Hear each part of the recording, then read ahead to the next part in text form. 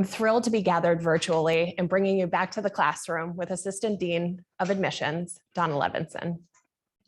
We're sorry not to be together in person, but grateful we can be live online with all of our friends in Asia, where in the US, the pandemic continues to be a source of great uncertainty and challenge.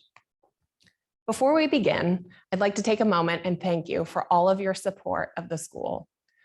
Over the course of the campaign for a better world, support from nearly 15,000 MIT Sloan donors allowed the school to fund fellowships, faculty research, action learning, and beyond.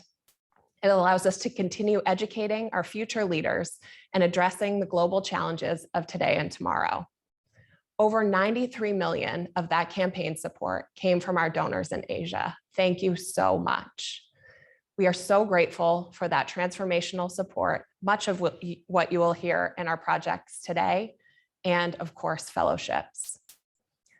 I'd also like to take a moment to recognize our Dean Circle donors that we have with us. The Dean Circle contributions have a profound impact on everything that we do here at MIT Sloan, including making this wonderful program possible. Before we get started, there's a few housekeeping items. Please note that your video is enabled, and we encourage cameras on if you are comfortable and able. We hope that we will create a sense of community among this group of alumni and friends. Due to COVID-19 precautions on campus, our panelists will be wearing masks. We invite you to turn on the live transcript closed captioning to ensure the best experience during your discussion. We will put instructions for that in the chat. We are recording this session and we'll be making it available in the coming weeks. Microphones are muted and we ask that you keep them on mute for the duration of the event. At the conclusion of our conversation, we will be taking questions from you. You may type those questions in the chat panel in the Zoom interface at any time during the event. And with that, I will turn it over to my colleague and friend, Assistant Dean of Admissions, Dawna Levenson.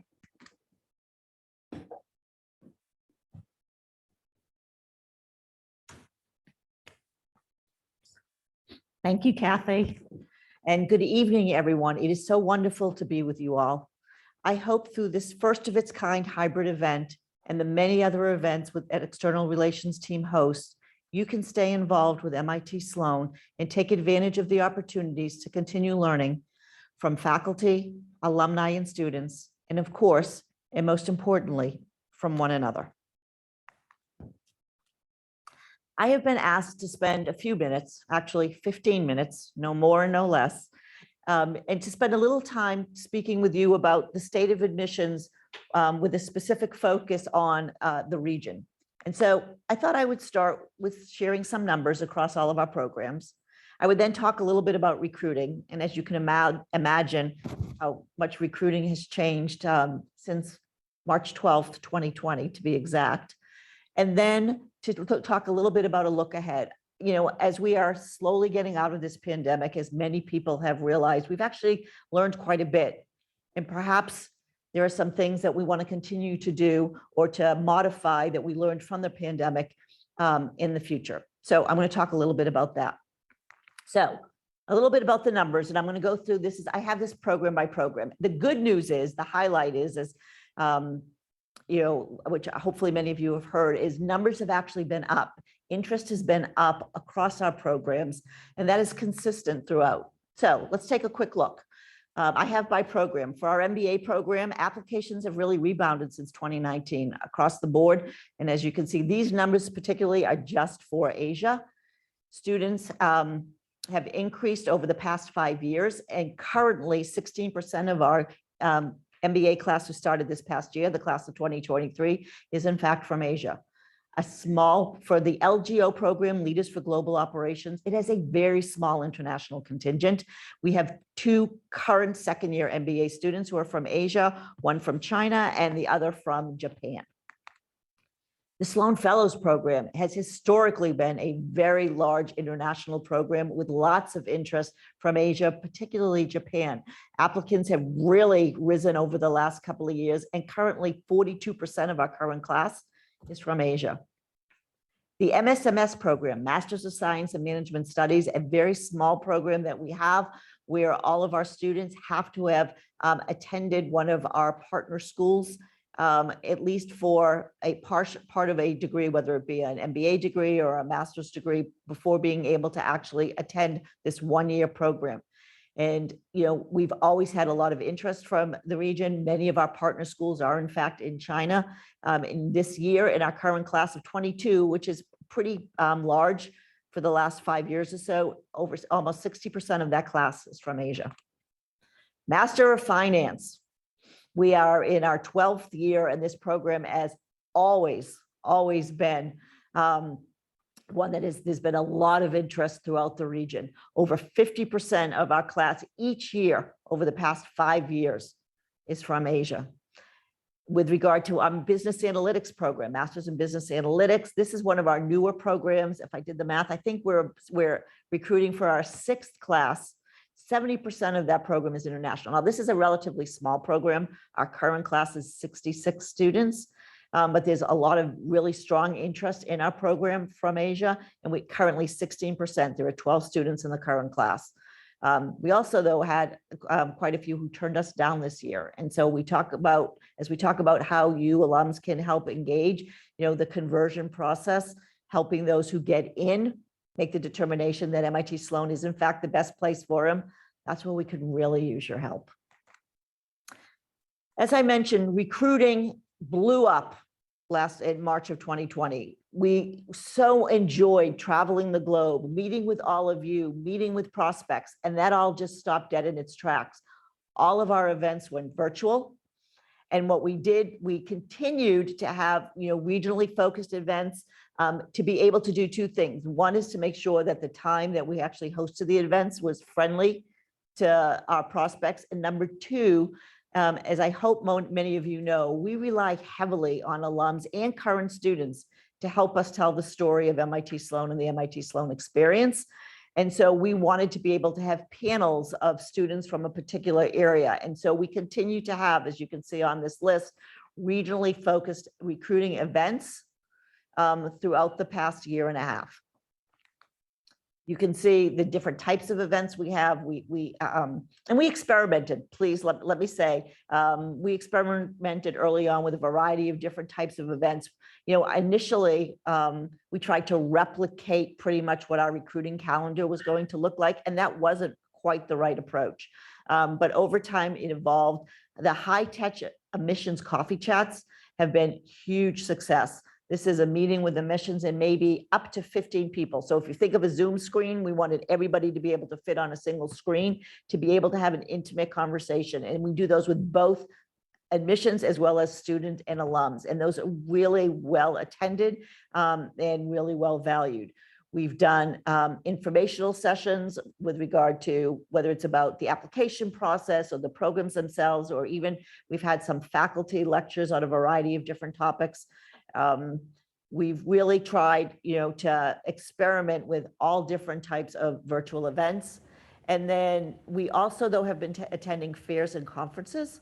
The other night, I sat in a booth for a virtual fair for a couple of hours and had people pop in and out asking me questions it was actually about our executive programs, about Sloan Fellows in particular. It was actually great, to be honest. And so, as much as being virtual isn't the ideal, we have figured out ways to really make it work. Now, as we think about what's next, and as we think about lessons learned, we'd love to experiment with what we'll call, a hybrid event. And we need to do these in relatively mature markets where, quite frankly, we have alums who are willing to help out and who feel comfortable, playing more of a significant role than perhaps in the past. And the way this would work is admissions, we stay home, which is kind of sad, but we won't always stay home. But for this type of event, we would stay here in Cambridge. We would ask you, the alums, to be on the ground in your home city, being the hosts for prospects. We would have this type of event where we would be virtual. We would talk about the application process. We may even host the panel with several alums who are sitting in the room. And then when that is complete, we would then have you all host in-person networking events with the candidates. And we really want to experiment with this. We think that there's some appeal to this. From our standpoint, it allows us perhaps to even reach out to more countries on a regular basis. For many of you, we have visited every other year or every couple of years. And if this is something that we're actually comfortable doing, it could perhaps be in every major city, in every country, every year. And so more to come on this. I would actually love to get all of your feedback on this. It's something to think about, and hopefully we'll be experimenting this coming summer of 2022. So, with that, I really, really want to thank all of you for your partnership with us in terms of, recruiting people, to highly qualified people to apply to our programs, and then to really help us with converting individuals once they get into MIT Sloan. So with that, I want to thank you all very, very much. Thank you so much, Dawna. Thank you.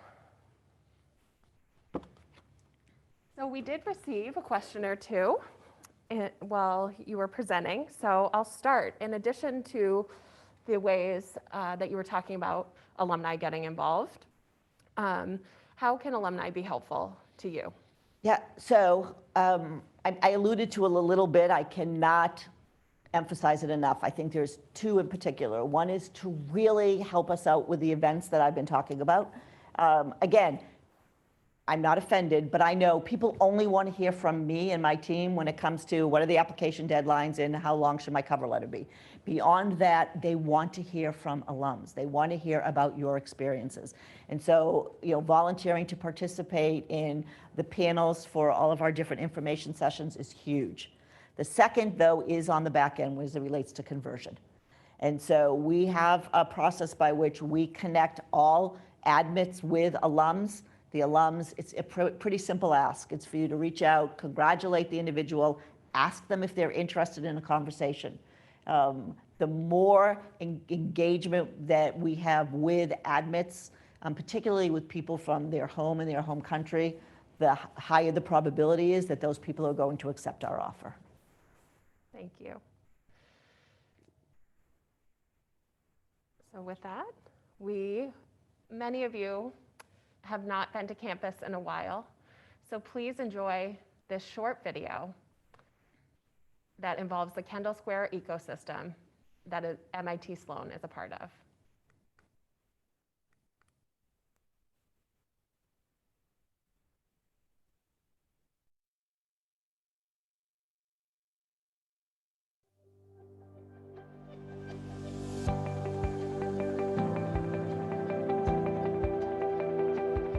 We welcomed over 2,200 students, faculty, and staff back to campus this fall. This year, we saw application highs for over 85% of our Sloan programs.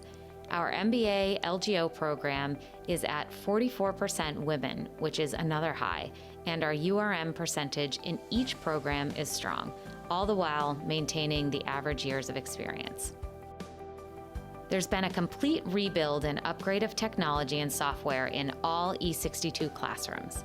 The video architecture has been entirely modified to reflect state-of-the-art technology, including auto tracker cameras.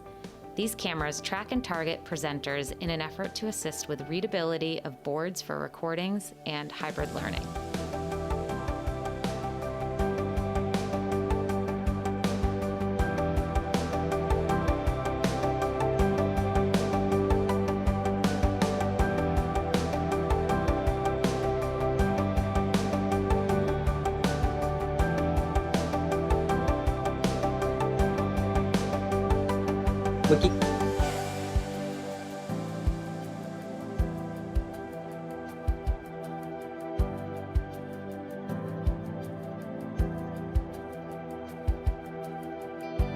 The new home of the MIT Admissions Office will be the welcoming face of the Institute for the approximate 40,000 visitors who come to MIT each year.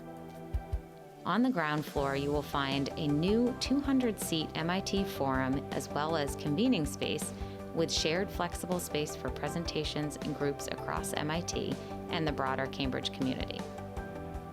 Additionally, MIT's new Hub for Innovation and Entrepreneurship has also found its home in Building E38 and will span the top 5 floors and include co-working and meeting spaces.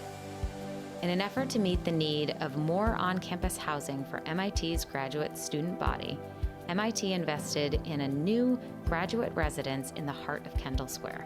The second floor is also home to a childcare center for preschoolers and toddlers and includes classrooms, a gross motor skills playroom, an art room, and outdoor green play space. The new MIT Museum will feature 57,000 square feet of gallery space, 2 state-of-the-art classrooms, a collections workshop, and the 100-seat exchange, which is a flexible auditorium-style space. The building will be the home of the MIT Press and also provide a larger space for the Idea Hub, a dynamic makerspace open to the MIT community and the general public. Spanning approximately 2 acres, Kendall Square's new open spaces will bring a new energy to the Kendall Innovation District. The open spaces will accommodate varied performances, presentations, events, and film screenings programmed by MIT, but open to both the MIT and Cambridge communities.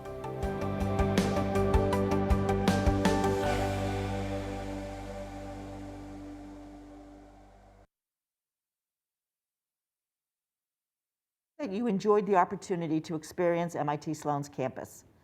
I am now joined by students and alums who would like to tell you a bit more about campus life and the impact that MIT and MIT Sloan are having on Asia.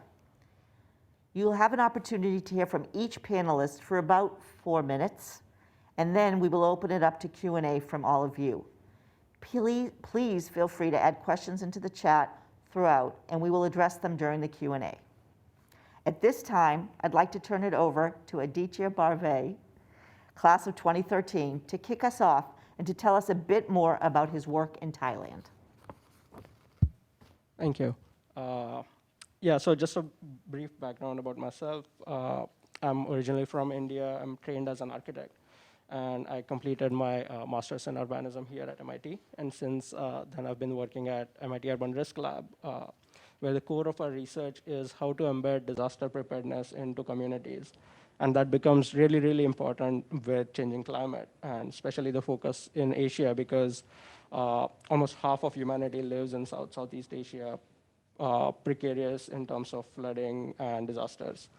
So we are working very closely in the context in countries like India and Nepal. We have worked in Indonesia, and now we are working in Thailand, where with the support of Bangkok Bank, the project is essentially creating a system, a software platform that allows residents to share information that they have during disasters, which get maps instantly on an open map platform, so that everyone in the city sees what is happening while the disaster unfolds. And that information is also parallelly shared with government authorities, creating a sort of feedback loop for collective emergency management.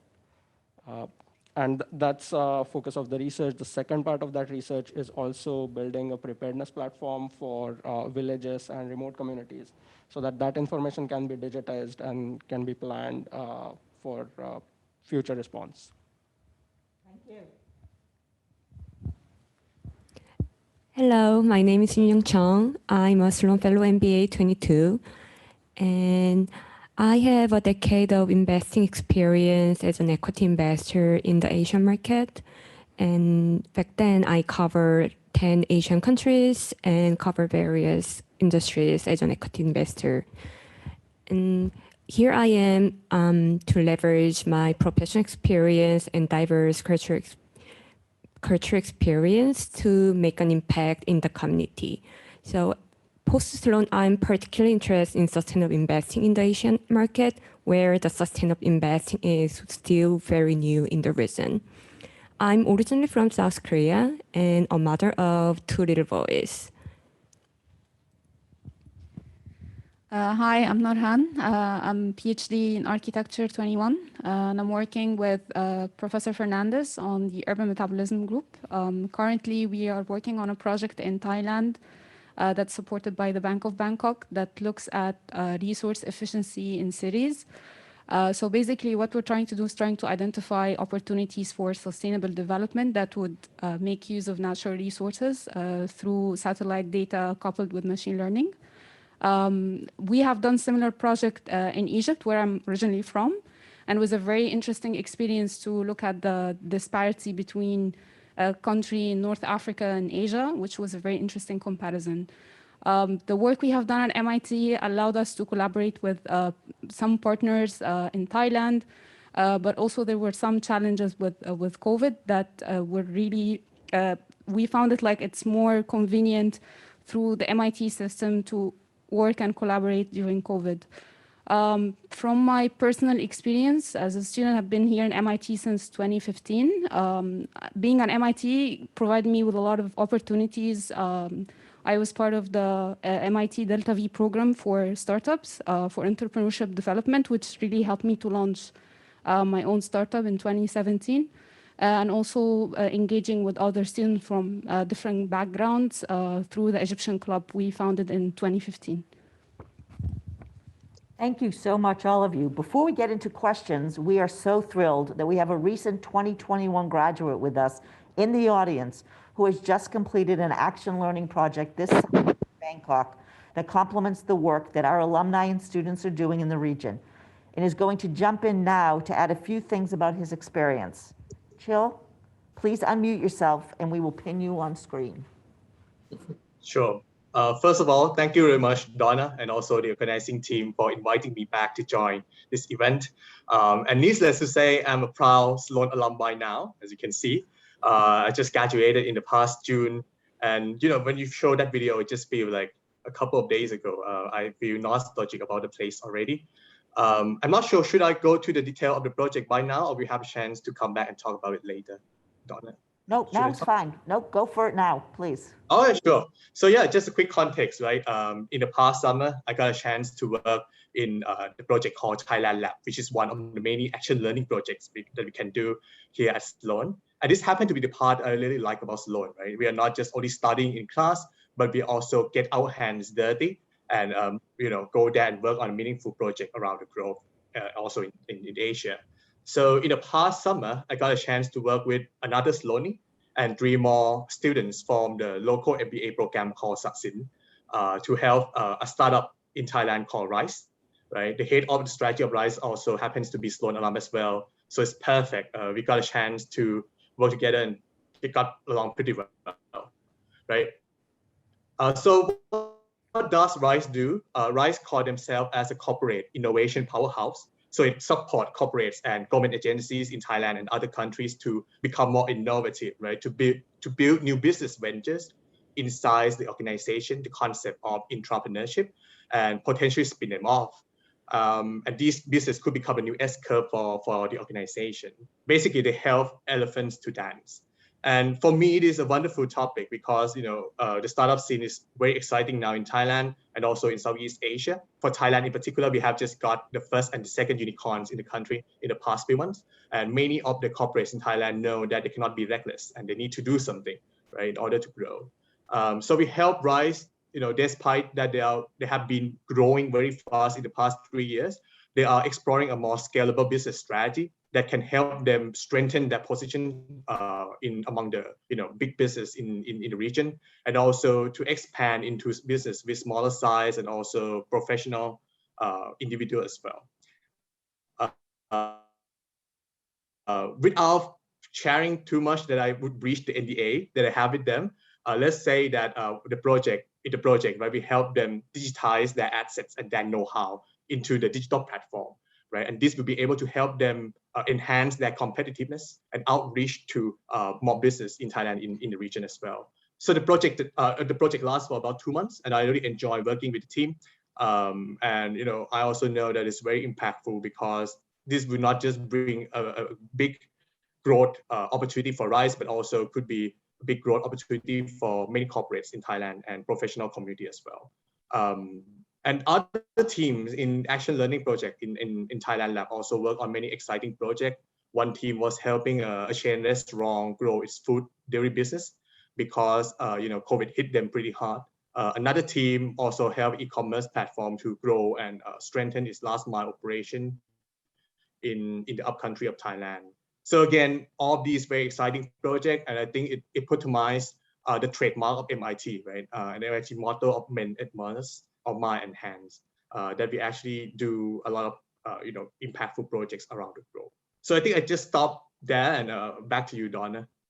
Oh, thank you so very much, Jill. That's amazing. We now have some time for questions for either me or any of our stellar panelists. You may type those into the chat panel in the Zoom interface, and then Kathy will moderate. In the meantime, I do have a few questions to kick us off, and then I will turn it over to Kathy. Aditya, I understand that the scope of the project was later reworked in an effort to aid in determining vaccine availability in Thailand. Can you tell us briefly how you pivoted the original project objectives to address these needs? Yeah, so our original project had a component where we would develop a chatbot-based system to manage evacuation shelter in remote areas. And that kind of fit perfectly, in a sense, what the pandemic caused with vaccine rollout is an information asymmetry. What is my nearest vaccine location? How many vaccine shots are available? Are they out of vaccines? So in a sense, what we did was to sort of pivot and create a platform that allows local volunteers to share availability of vaccine, and that is projected on a public map. Wow, that's wonderful. Really wonderful. Norhan, your research is focused on climate change science and exploring potential human health risks associated with increased temperature in cities, and how using aerial technology can assist in better understanding building and urban design while defining suitable adaptation strategies. Is that right? Yes. Okay, good. Phew. Can you talk a little bit about the difference applying this work to the Thai region in your urban metabolism group project, and how it differs from the work you did in your hometown of Cairo? Yeah, so the work we did in Cairo was basically looking at resource use in Cairo specifically as a city, but in Thailand we expanded to look at 3 different cities, which Bangkok, Korat, and EEC. So the main scope was trying to understand the differences in each of these cities at different development stage, and how this would put pressure on resource use. And one of the interesting things we have identified through this research when we were looking at the water consumption compared to Cairo, which mainly depended on one river. But in Thailand, you have these multiple rivers and that sharing across the political boundary of each city. That was very interesting to understand how each city would put pressure on the water availability. Oh, thank you very much. Yoon Yang, I imagine, in fact, I know, I was her interviewer, that you had several options to consider when making your decision to get your MBA. What made MIT Sloan stand out from some of your other options in terms of applying here and then solidifying your decision to ultimately attend our Sloan Fellows MBA program? Yeah, I truly enjoy speaking with you during the interview. And so when I was working as an equity investor in the Asia, I had really big questions about the current or the mainstream investment approach. So I had a question. All of the numbers can be justified for the value of the company, or are there anything beyond the numbers? And those questions have led me to be interested in sustainable investing, with the concept, whose concept is really new in the region. And that was the one main reason for me to apply for the MBA. And so there were 2 professional reasons and 1 personal reason why I chose MIT. First of all, I like the MIT Sloan's ecosystem across the campus with the hands-on experience. So Sloan here, we have a lot of action learning classes, and even though in just classes, we have hands-on experiences. So Sloanists can enjoy how to use what we learn from the school into the actions. That's the one of the big advantage for Sloan. And second one was, excuse me. Yeah, second one was I saw how various concepts such as sustainability or digital healthcare or finance can be mixed on campus. So I am from finance background, but I'm here pursuing sustainability certificate with a focus of entrepreneurship. And this kind of experience, I believe that only unique at Sloan. And lastly, the personal reason was my husband was on campus as well. So I was already in Cambridge, and I didn't have any option but MIT. Oh, forget that part. We're actually ecstatic to have you here. So whatever the reason be, I'm good with that. So thank you all so very, very much. At this time, I'd like to turn it over to Kathy to moderate some of the audience questions. Great. And if you have additional questions, please enter them into the chat as we go along, but I'll kick us off. And it's a question for Norhan. Can you please give us an example of how the Urban Metabolism Project could impact Bangkok or another city in Thailand? So through the work, so this is still a work in progress, so we're currently in the second year. But what we're trying to do right now is trying to identify typologies in Thai cities, so cities that are similar to each other, and use that information to guide policy development. For example, from the work that Professor Fernandez have done before, the global typologies of cities, there are some cities that could be more energy intensive than others. Some cities could be more food intensive than others. So this is what we're trying to do right now by comparing different cities within the Thai region to understand the impacts of similarities in each of these types on resource efficiency. Great, thank you so much. Aditya, a question came in for you.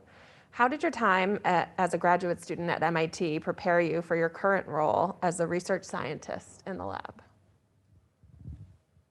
Yeah, so I think what is great at being a student at MIT is you get to work on real life projects. It's the whole mind and heart thing, right? It's thinking as well as doing. And that was a big draw for me coming into MIT as well as staying here for all these years. That we get to do a lot of transdisciplinary work, learn from a range of experts, and also embed their wisdom into what we want to do. That's great. So we hope you stay for a really long time. Yoon Young, this is a question for you. Your MBA focuses on sustainability and entrepreneurship. Can you talk a bit about your experience with each initiative and their activities on campus? Sure.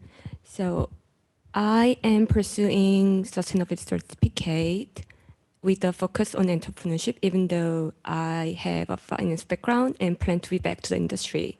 So I'm pursuing sustainability certificate and participating in MIT Impact Investing Initiative. Outside of classroom, I joined the weekly meeting with the MIT Impact Investing Initiative to learn more about on-hand experience in the industry.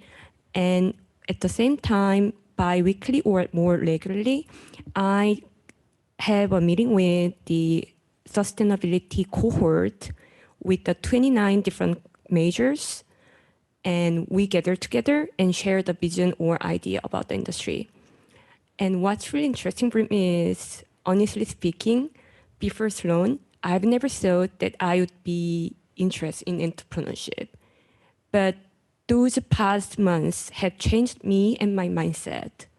So if there's something missing in the community, now I think I'm not really complaining about it, and I'm gonna try to find a way what I can do.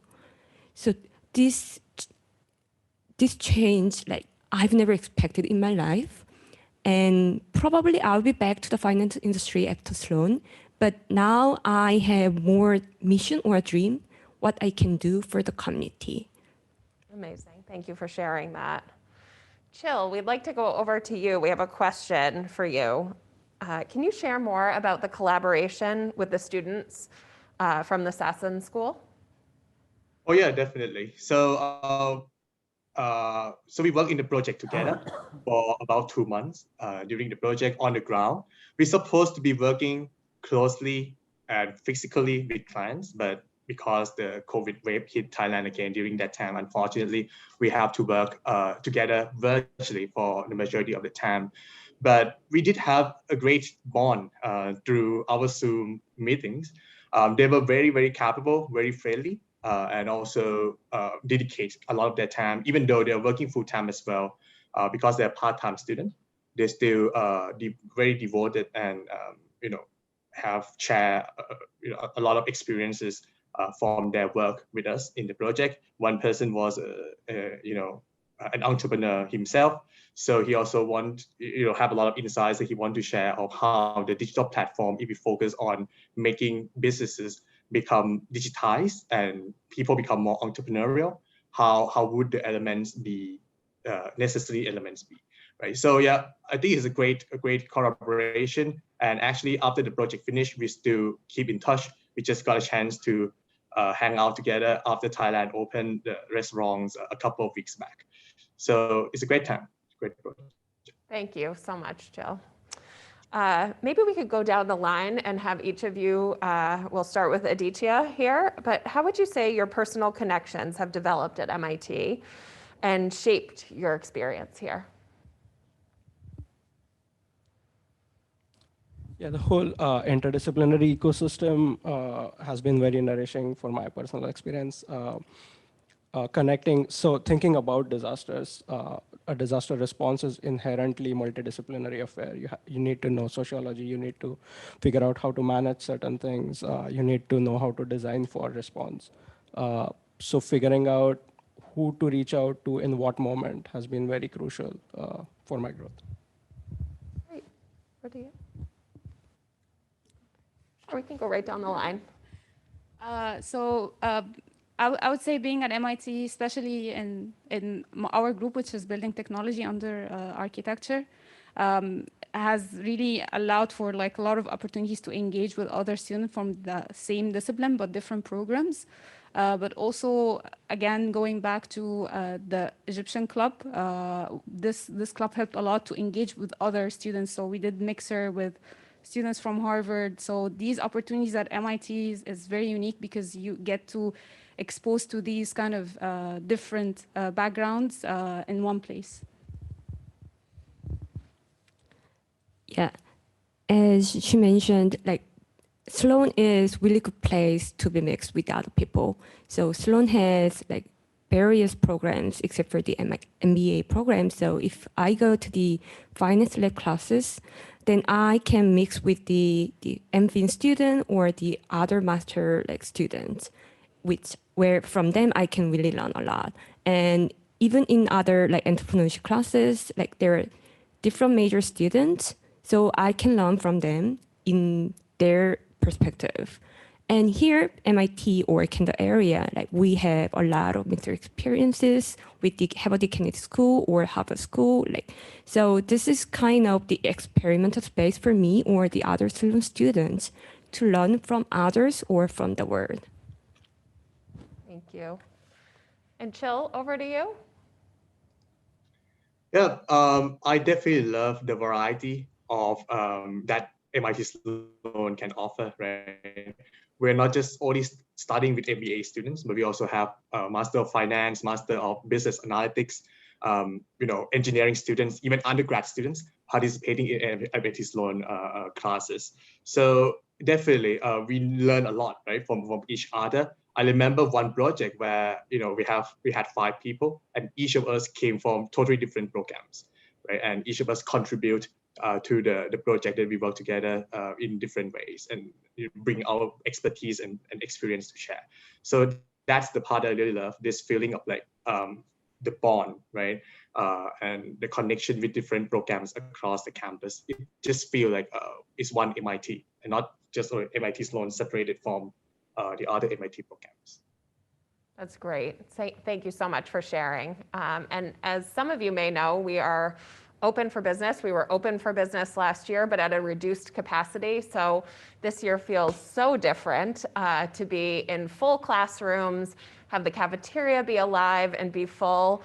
But we did get a question that I think applies probably to all panelists again, about if you could speak a little bit about your COVID learning environment. either on campus or in your regional project work, or even as an applicant. So if we could start with you, Aditya, and again, go down the line.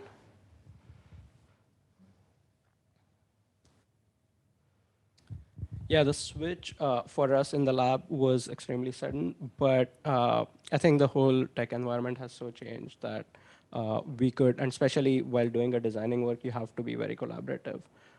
So using different platforms, we could manage. However, coming back to campus feels a kind of very different experience, especially with testing and the Atlas app has been phenomenally streamless. So all in all, I think I would love to be being on campus, meeting with people in person, and that generates a different insight. Thank you. So I applied for the school like Sloan when the pandemic was really serious with us. So everything went virtual, and I had an interview with Dawna over Zoom as well. But one really good thing was like Sloan was really ready for like how to deal about pandemic to the applicants. So we had a lot of Zoom sessions for the applicants, including coffee chat or any virtual classes. So I could participate such like in JSJ, like sustainability class. So I could really feel how the sustainability class are gonna be at Sloan. So that experience will help me to make a decision to apply for school. And so Sloan Fellow program started in June. So the summer went virtual, which means this is my first semester to be on campus. So definitely it's totally different. So like when we first met, like I met my cohort, we didn't really recognize each other because we just knew the faces, but we didn't really know about the size or the other, the feelings. So like we often asked each other, oh, is it you or is it you? But it was really good, like to meet the person. And at the same time in classroom, like the only speakers just like us can mask off, which means like when you do not speak, you have to wear the mask. That's the Sloan or MIT law. So in that sense, we are in the same boat, and everyone like try to figure out or struggle or like fight over the COVID together. So definitely we prepare to be on campus, but in terms of the time management, like what we learned from last year or 2 years is we can be really efficient in time management. So due to the nature of the MBA program, like Sloanies have a number of group meetings a day, but what I heard from the alumni was it was another big headache for the Sloanies to find the available time slots for every team member. But nowadays, like still we prepare to have the physical meetings, but if not available, we go virtual or hybrid. So it's really efficient for us.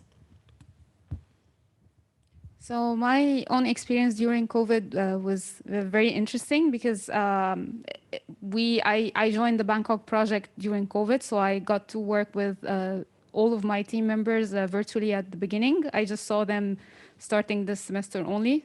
But I would say from my perspective as student, there was a very interesting activities that we managed to do online. Like we had a coffee hour that we do over Zoom, and we do like yoga session also. That was very interesting and really helped a lot with the lockdown. Yeah, so can share this from a perspective of what I could say, a class of COVID, class of 2020. We were hit pretty badly by COVID. It was amazing first year experience, typical MBA experience in the first year before COVID hit. And as you know, MBA is not just only about studying, right? Studying is part of it, a big part of it, but for sure, meeting new people, building connection, networking with classmates and professors and others is also a major part of MBA experience. But then COVID, I think, hit us in February or March of 2020. And then we need to turn everything into a virtual classroom, which totally changed the experience. But I have to say two things that I really admire about Sloan program as a whole. The first one is that it is an amazing, amazing transfer process from a physical classroom to virtual classroom by the professors and the administrative team, you know, the TA and everyone. they just make sure that even though we switch mode to study virtually, we still have as close as possible to the experience that we can get from the classroom, right? The professors prepare themselves very well, trying to come up with innovative ideas to make people participate in the classroom. We have a lot of breakout Zoom groups so that the group discussion among students still happen, even though it's virtual. So that's the one thumbs up that I would give to the professors and everyone. And the second one is just want to second what Idya just said, right? In the third semester of my time at Sloan, we try to get back to the hybrid mode, right? So half of the class we take for virtually from our room, but then another half of the classes we try to get to the classroom and study with our friends and professor. And Sloan did, and MIT as a whole actually did an amazing job in the whole operation process, right? In order to make sure that we can go back to the classroom safely. All these operation, no swap, even though we have to do it once or twice a week, it all put in place in a very organized way, so that everyone can have the best possible experience during the time slot. And I think, yeah, even though it's not what the best experience we could get from MBA, and we cannot change anything about it, right? It's inevitable, but I really enjoy the 2 years I had at Sloan, and even during the virtual time, also get a chance to learn a lot of stuff and connect with my classmates. That's great. Thank you so much. And thank you all for sharing that. We are coming close to the end of our time, but I see so many familiar faces on the screen here, and you're up in the classroom, the gallery. I did want to give an opportunity if there's anyone in the audience who would like to ask a question or share a thought. Please, you can take the time to unmute yourself, and we have time for maybe one more question or thought.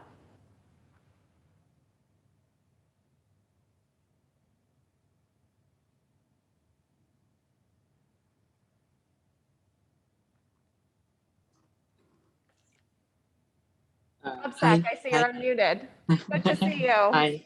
I just want to say that it is a great pleasure to hear from the student and the professor, and in fact to be virtually back to MIT again.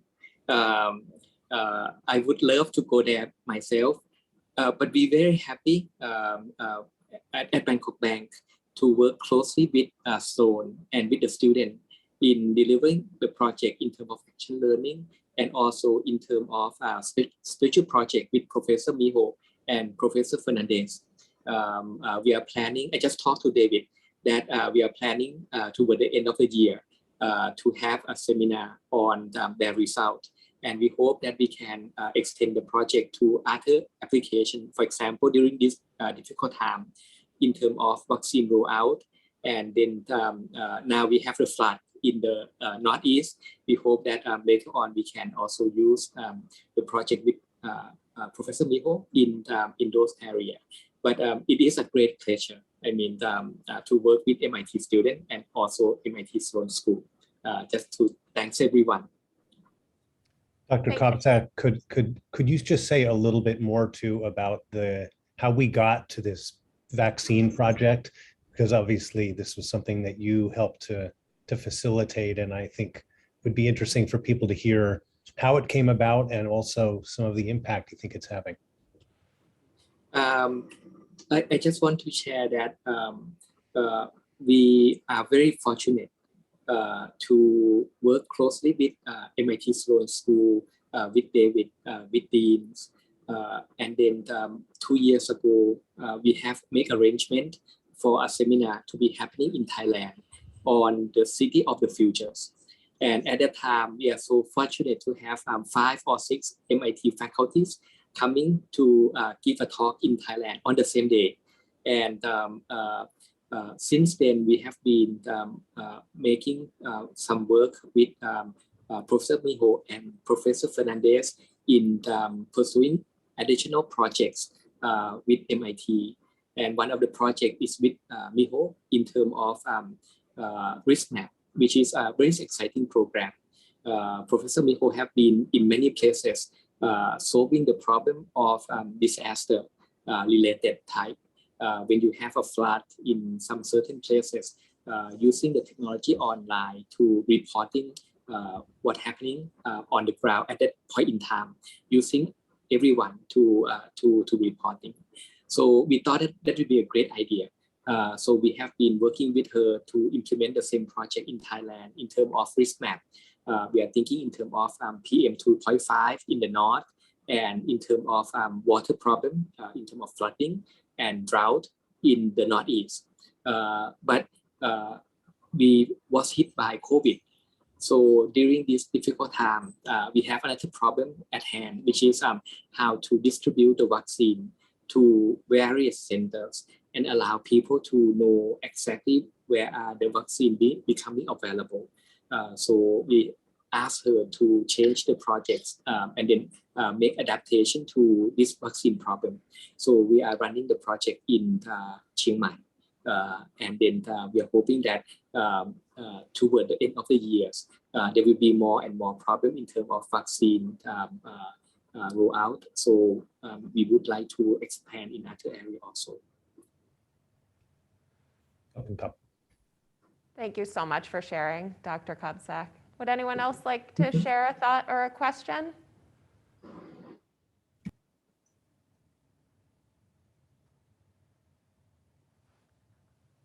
Okay, I will take the silence as we are coming to the end of our time here.